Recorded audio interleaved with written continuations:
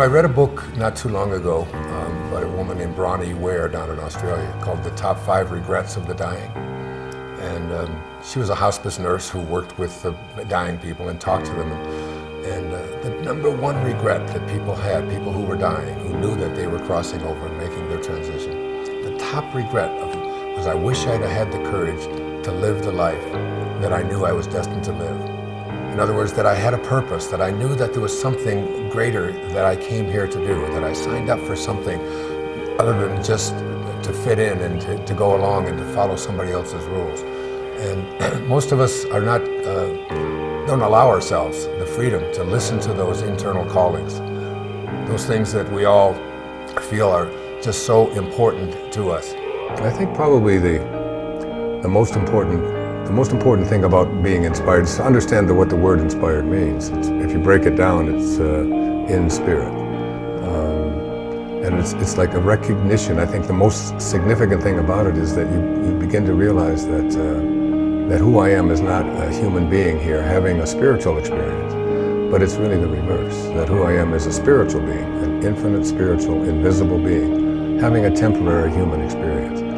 And the key to living an inspired life is to always come from that place. In Excuses Be Gone, in a recent book of mine, I talk about living from a place of awareness.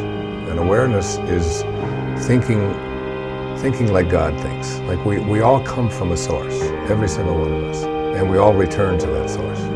T.S. Eliot said, we shall not cease from exploration, but at the end of all of our exploring will be to return to the place from which we originated and to know it for the first time. And he was speaking about death. It's like ultimately you're going to return to the place from which you originated. I take that to mean that if you return to the place from which you originated, you don't have to die to experience that. Yeah. You can live in spirit. And when you see yourself as a spiritual being, having a temporary human experience, then everything is ongoing. Everything shifts. Everything changes for you. You begin to recognize that there's absolutely nothing that you can't do. I mean, in the New Testament, there's a wonderful line of Jesus. He said, with God, with Source, with Spirit, however you want to call it, all things are possible. And I always ask an audience, what does that leave out? That all things are possible literally means all things are possible. So whatever it is you'd like to attract into your life, whatever you'd like to accomplish, whatever you'd like to do in your life, if you start from a spiritual place, a place of all things are possible, if I return, and get to that place, and then I begin to visualize it, and I begin to use my imagination, because everything that we see around us, everything in this world, was once imagined. Everything. That camera that is there, the clothes that you're wearing, the chairs that we're sitting on, everything once had to be imagined. If you get that, I mean, Einstein's famous observation was that, imagination is more important than knowledge. If you can learn how important your imagination is, and that's where your spirit is, in that place, and then once you go to that place, in what it is you'd like to attract into your life, you're coming from a spiritual place, absolutely nothing is impossible. Do you have the capacity to get past that ego need to always be saying, notice me, look how important I am? I mean, there's been a proliferation of this lately with this celebrity silly stuff, isn't it?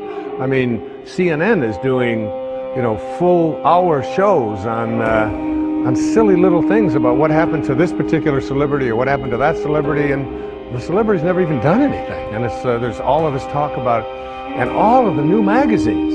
I mean, and you go to an airport and you look on the newsstand, and all the same photos, just with different magazines. I don't even know what the names of all of them are, but there's like this huge market now that we have for people to get into a state of notice me, notice me, notice me. And how much do we train our young people, particularly in our schools and so on, that the one who is the star is the one who gets the most attention.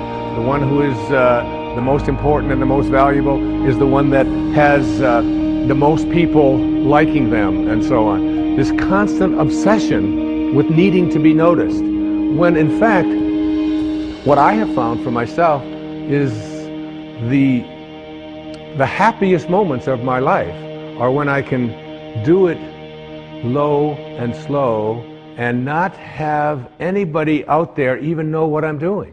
To be able to, I mean, Louise never would have advertised the fact of some of the things I talk about with her generosity. She does it anonymously. It's almost always done in those ways. No, look at me, look and notice me, how important I am, and so on.